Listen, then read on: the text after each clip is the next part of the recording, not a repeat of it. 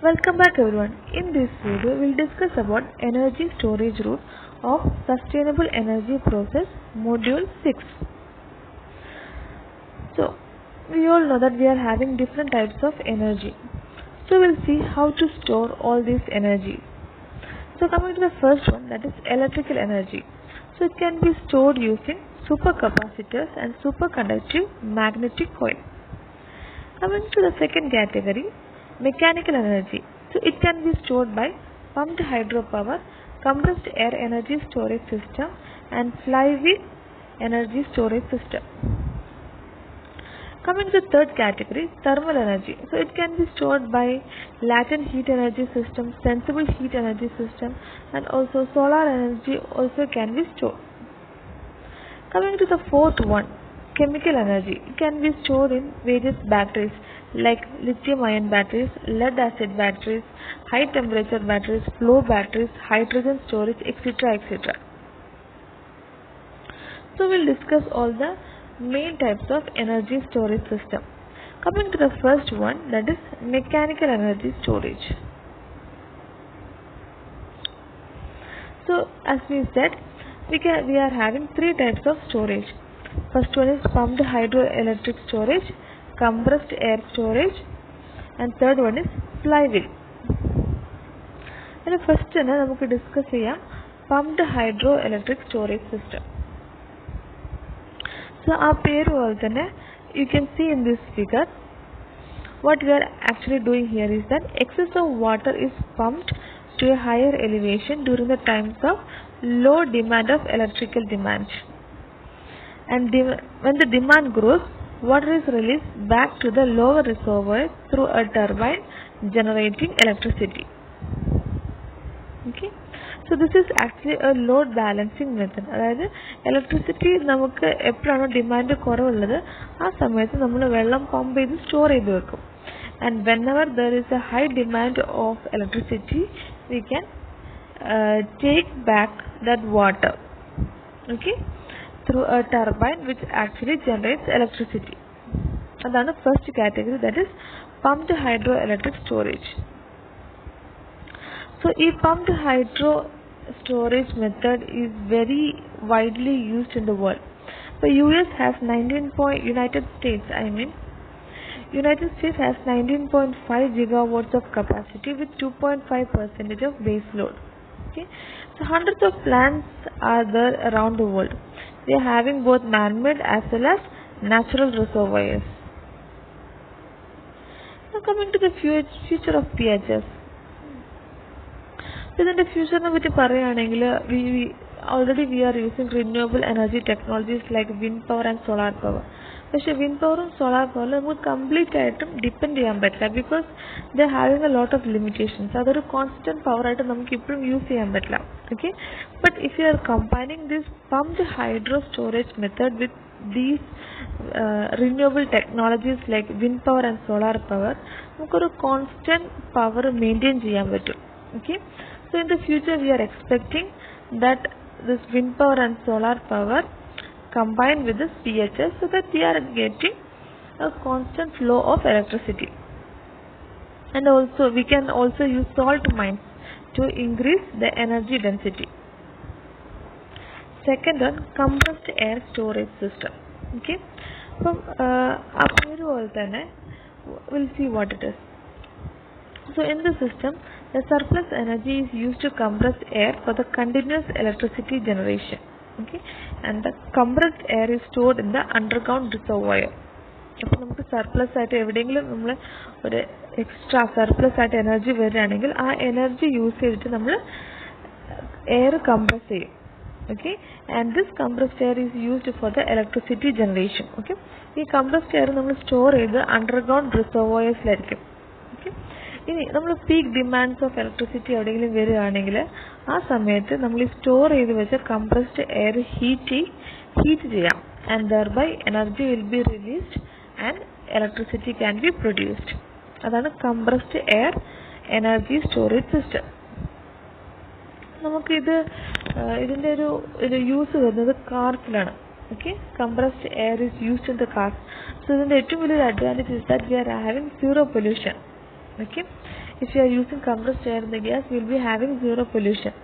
So the air is compressed at an atmosphere temperature of 300 atmosphere temperature air compressed. അപ്പോൾ നമ്മൾ ഈ compressed air use ചെയ്യുന്ന കാറിൽ up to 35 meter per hour there will be zero emission, and over 35 meter per hour it uses the combustion engine to compress air. Okay, it runs on many different types of fuel. Now it is also having a future in air vehicles. അപ്പോൾ air vehicles എന്ന് പറഞ്ഞു കഴിഞ്ഞാൽ ഇപ്പോൾ US safety റേറ്റിംഗ്സിന് വേണ്ടി wait ചെയ്തുകൊണ്ടിരിക്കുന്ന ഒരു innovative ആയിട്ടുള്ള ഒരു വെഹിക്കിളാണ്. So but we are not expecting actually, if we use this compressed air storage method in air vehicles, അതൊരു ഗ്രാൻഡ് സക്സസ് ആയിരിക്കും. Okay. Third one, a flywheel storage system. അപ്പോൾ എന്താണ് flywheel storage system? You can see this figure. So flywheel is a rotating mechanical device that is used to store rotational energy. The flywheel contains a spinning mass in its center that is driven by motor. അപ്പോൾ നമുക്ക് ഈ figure കാണുമ്പോൾ നിങ്ങൾക്ക് മനസ്സിലാവും ഒരു spinning wheel ഉണ്ട് ഇതിൻ്റെ നടുക്ക്. Okay, which is driven by the motor. The faster it rotates, the more energy is saved. Okay, അപ്പോൾ എത്ര ഫാസ്റ്റിലാണോ ഇത് റൊട്ടേറ്റ് ചെയ്യുന്നത് അത്രത്തോളം എനർജി നമുക്ക് സ്റ്റോർ ചെയ്യാൻ പറ്റും. ഇതിൻ്റെ വേറൊരു അഡ്വാൻറ്റേജ് എന്താണെന്ന് വെച്ച് കഴിഞ്ഞാൽ it is having A longer life. ഇതിൻ്റെ ഓപ്പറേഷൻസ് എങ്ങനെയാണെന്ന് നോക്കാം. Operations of A flywheel. So flywheel energy storage works by accelerating a rotor to a very high speed, storing energy as rotational energy. A fuel system has rotors that is made up of high strength carbon fiber spinning at a speed of 20,000 to 50,000 revolutions per minute. Flywheel system is connected to a combination of electric motor and generator. നമ്മൾ electric motor അല്ലെങ്കിൽ ജനറേറ്ററിനകത്ത് flywheel connect ചെയ്യുകയാണെങ്കിൽ നല്ല രീതിയിൽ electricity നമുക്ക് produce ചെയ്യാൻ പറ്റും. Because it ആക്സലറേറ്റ്സ്, നമ്മൾ first പറഞ്ഞ point, it accelerates the rotor to very high speed for storing energy as rotational energy. Okay, ഇപ്പോൾ നമ്മൾ ഫ്ലൈവീൽ ഒരു ഇലക്ട്രിക് മോട്ടാറിലേക്കോ ജനറേറ്ററിലോ കണക്ട് ചെയ്യുകയാണെങ്കിൽ ഈ ഫ്ലൈവീൽ റോട്ടറിനെ ആക്സലറേറ്റ് ചെയ്യും. ഓക്കെ, റോട്ടറിനെ ആക്സലറേറ്റ് ചെയ്തിട്ട് നല്ല രീതിയിൽ very large amount of rotational energy will be produced. Okay, നമുക്ക് നല്ല രീതിയിൽ ഇലക്ട്രിസിറ്റി ജനറേറ്റ് ചെയ്യാനും നല്ല രീതിയിൽ ഒരു പവർ മെയിൻറ്റെയിൻ ചെയ്യാനും ഒക്കെ നമുക്ക് സാധിക്കും. So that is flywheel energy storage. ഇതൊരു കോൺഫിഗറേഷനാണ് ഫ്ലൈവീൽ എനർജി സ്റ്റോറേജിൻ്റെ. സോ ഫ്ലൈവീലിൻ്റെ നമുക്കൊരു പ്രാക്ടിക്കലിലേക്ക് വരികയാണെങ്കിൽ it is used in gyro buses in 1950s in Switzerland. Okay, the buses run off flywheels and never gained any economic foothold. So low fuel cost compared to the electricity. പിന്നെ ഒരു കുറച്ച് upcoming projects എന്ന് പറഞ്ഞു കഴിഞ്ഞാൽ flywheel is used in electrical train to carry over gas and regenerative braking. Some car models tried, like Rosen Motors, also tried flywheel. Formula 1 competition വേണ്ടിയിട്ട് flywheels are used. It is also used on the system that need uninterrupted power supply. Okay, ഒരു constant ആയിട്ട് power supply വേണ്ട സ്ഥലത്തൊക്കെ നമുക്ക് fly wheel എഫക്റ്റീവായിട്ട് use ചെയ്യാം. കാരണം അതെന്താ, അത് റോട്ടറിനെ നല്ല രീതിയിൽ റൊട്ടേറ്റ് ചെയ്തിട്ട് റൊട്ടേഷണൽ എനർജി സേവ് ചെയ്യും. Okay, thereby we can rotate the shaft of the turbines and electricity is produced. So these are some of the sources if you want to refer. Coming to the next category, thermal energy storage. എന്താണ് thermal energy storage നോക്കാം. So it is a technology that stores thermal energy by heating or cooling a storage medium so that the stored energy can be used at a later time for heating and cooling applications and power generation. It is used particularly in buildings and industrial purpose. അപ്പോൾ അതെങ്ങനെയാണ് store ചെയ്യുക? ഒരുപാട് രീതിയിൽ നമുക്ക് store ചെയ്യാൻ പറ്റും. Sensible heat storage ആയിട്ട്, latent ഹീറ്റായിട്ട് store ചെയ്യാൻ പറ്റും, തെർമോ കെമിക്കലായിട്ട് സ്റ്റോർ ചെയ്യാൻ പറ്റും.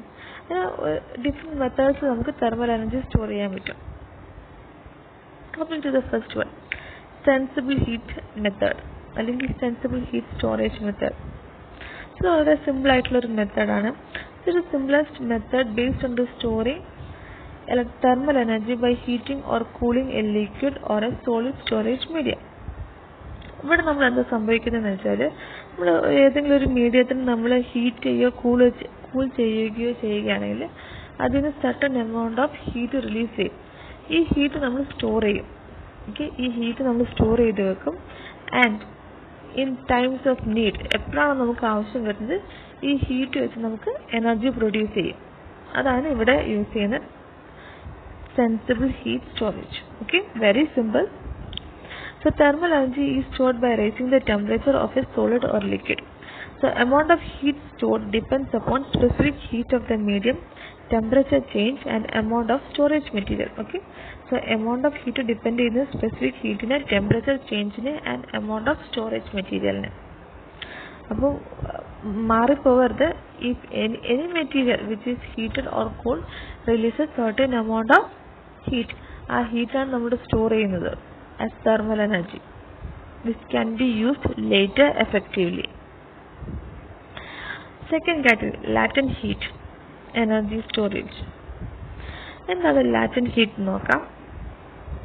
So here the heat energy is stored in the phase changing process. Phase changing is melting, solidifying, vaporizing or liquefying. Such a material is called as phase change material or PCM. So നമ്മൾ ഏതൊരു മെറ്റീരിയലിനെ phase change ചെയ്യുന്ന സമയത്ത് certain amount of energy will be released. Okay, അപ്പോൾ ഈ energy ഒരു thermal energy ആയിരിക്കും അവിടെ റിലീസ് ചെയ്തിട്ടുണ്ടാവുക. ഈ എനർജിയാണ് നമ്മൾ സ്റ്റോർ ചെയ്യുന്നത്. ഓക്കെ, അങ്ങനത്തെ ഒരു സിസ്റ്റത്തിന് നമ്മൾ പറയുന്ന പേരാണ് latent heat system. Okay, latent heat energy storage system. അതായത് ഏതൊരു മെറ്റീരിയലും അതിൻ്റെ ഫേസ് ചേഞ്ച് ചെയ്യുന്ന സമയത്ത് certain amount of energy release ചെയ്യും. ഓക്കെ, ആ എനർജി നമ്മൾ ട്രാപ്പ് ചെയ്യുന്നു, അത് നമ്മൾ എഫക്റ്റീവായിട്ട് യൂസ് ചെയ്യുന്നു, അത്രേ ഉള്ളൂ.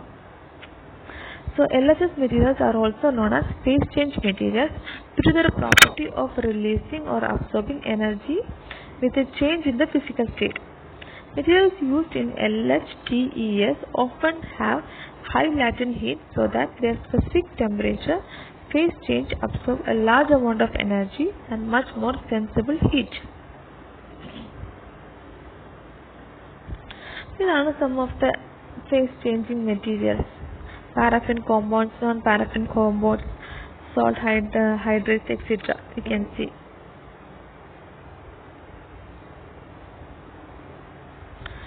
Third category, solar energy storage. So already we have solar energy we are having in second module. Okay, so solar thermal systems like photovoltaic systems with the striving efficiencies are industrially measured and utilize a major part of sun's thermal energy during the day. TES or thermal energy storage is becoming particularly important for electricity storage in combination with concentrating solar power plants where solar heat can be stored for the electricity production when sunlight is not available. Then are the solar collectors. Okay, so all these things we have studied. Okay, concentrating solar power na patti, parabolic trough ella nammal padichu കഴിഞ്ഞ topics ആണ് in second module. So please do refer that. Coming to the next category, electrical energy storage. In the first category as a supercapacitor. അപ്പോൾ എന്താണ് super capacitor നോക്കാം. So we all know that supercapacitor is an electrochemical capacitor that has a very high energy density compared to the common capacitors, that is about 100 times greater. Supercapacitor is also known as electric double layer capacitor or ultra capacitor. Its capacitance range is from 100 farad to 5k farad. We'll see the construction. Okay, construction of supercapacitors. So it consists of two metal foils, each coated with electrode material such as activated carbon. Electrodes are kept apart by an iron permeable membrane called as separator, used as an insulator to protect electrodes against short circuits. The construction is subsequently rolled or folded into a cylindrical or rectangular shape and is packed in an aluminum can. See, this is the figure. This is aluminum can. Then aluminum can roll edittarikkum undava. Okay, so this is a separator. Ee കാണുന്നതാണ് negative electrodes. And this is positive electrodes. You can see. Okay, so everything is marked. So supercapacitor configuration ആണ് ഇപ്പോൾ നമ്മൾ കണ്ടത്. We'll see the working of a supercapacitor. So here both the plates are soaked in the electrolyte and is separated by a very thin insulator. When the plates are charged, an opposite charge forms on the either side of the separator, creating what you call electric double layer. See this figure. നോക്കൂ, ഒരു electric double layer നോക്കൂ. രണ്ട് ഏതൊർ സൈഡിൽ നിന്നാണ് അവർ പറഞ്ഞത്. രണ്ട് സൈഡിലും charge form ചെയ്തിട്ടുണ്ട്. നോക്കൂ, അപ്പൊ ഇങ്ങനെ ചാർജസ് ഫോം ചെയ്യുന്നതിനാണ് നമ്മൾ ഇലക്ട്രിക് ഡബിൾ ലെയർ എന്ന് പറയുന്നത്. Okay, so this is why super capacitors are often refer to as double layer capacitors. അപ്പോൾ ഈ ഒരു റീസൺ കൊണ്ടാണ് സൂപ്പർ കപ്പാസിറ്റേഴ്സിനെ നമ്മൾ ഡബിൾ ലെയർ കപ്പാസിറ്റേഴ്സ് എന്ന് പറയാൻ കാരണം. അതായത് whenever the plate is charged, opposite charge forms on the either side of the separator. നോക്കൂ, on either side ആണ് സെപ്പറേറ്ററിന്റെ രണ്ട് സൈഡിലും charges are formed.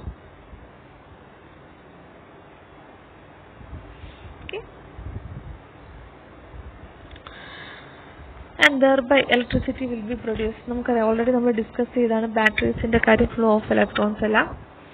Now coming to the feature, it stores high amount of energy, it has a very high capacitance, high rates of charge and discharge, low toxicity and high cycle efficiency, almost 95%. Now coming to the applications. It is a startup mechanism for automobiles. It is used in diesel engines and startups in submarines and tanks, backup power systems in missiles, power source for the laptop, flashing cameras and voltage stabilizers. Advantages. So it is having a very high energy storage, wide working temperatures, it is eco-friendly, quick charging time, maximum life cycle, high cycle efficiency, high specific power, extremely low internal resistance, and it is safe. Second one, superconducting magnetic energy storage system. So now what is SMES? So it is an energy storage system that stores energy in the form of DC electricity by passing current through a superconductor and stores energy in the form of DC magnetic field. The conductor could carry current operates at cryogenic temperatures where it becomes superconductor and thus has virtually no resistive losses as it produces magnetic field. The magnetic field is created by the flow of direct current through the coil. In this state, current in the coil can flow for infinite time. So the components of a SMES system: superconducting coil with a magnet, PCS or power conditioning system, a cryogenic system and a control unit. Okay.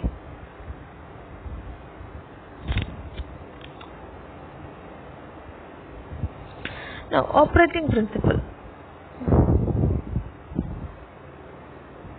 The operation of SMES is based on the fact that current will continue to flow in a superconductor even after the voltage across it has been removed. Okay, ഇപ്പോൾ voltage remove ചെയ്താലും superconductorലൂടെ current flow ചെയ്യും.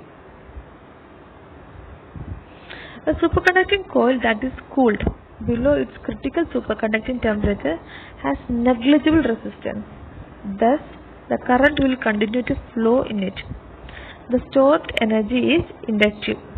The coil carries a current at any state of charge. Charging phase. Since the current flows in one direction, PCS must produce a positive voltage across the coil to store energy. This increases the current. Discharging phase.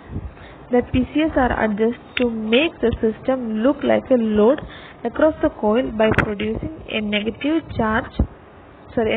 voltage causing the coil to discharge. Advantages. This ability to fast respond. It can switch from charge to discharge within seconds. Absence of moving parts and high cycling efficiency, and some additional advantages is deployed in the places where other technologies such as pumped hydro or compressed air are not feasible.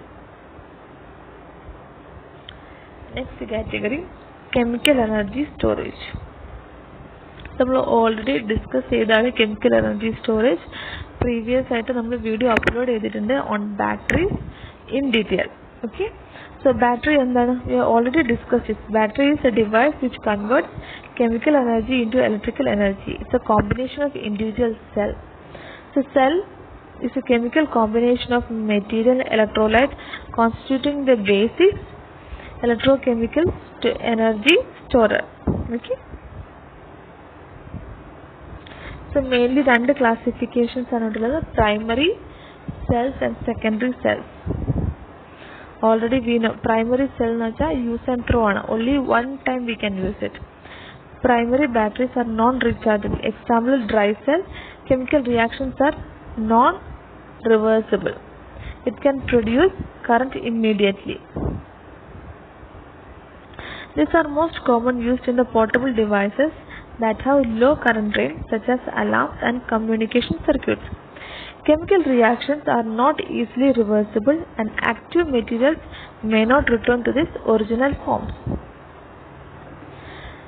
Second one, secondary battery. Secondary battery is rechargeable. We can charge it. Example is lead acid battery. So chemical reactions are reversible. Chief interest of solar electrics. So these are storage batteries, generally portable and common mobile source of energy.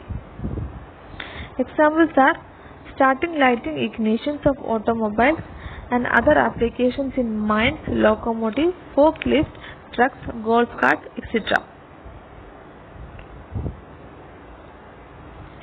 So conventional batteries. Okay, so idella nammal discuss cheyidana different types of batteries: lead acid batteries, nickel cadmium batteries, nickel iron batteries, nickel zinc batteries, silver cadmium batteries, silver bromide batteries, iron air batteries, zinc air batteries, zinc oxygen batteries, zinc chloride batteries, nickel hydrogen batteries, sodium sulfur batteries, sodium chloride batteries, lithium sulfur batteries. So different types ഉണ്ട്. അത് conventional ആയിട്ട് metal gas batteries ആയിട്ട് alkali metal high temperature batteries ആയിട്ടൊക്കെ നമുക്ക് classify ചെയ്യാം. ഒരുപാട് classifications ഉണ്ട്. Okay, so just understand the different types of batteries.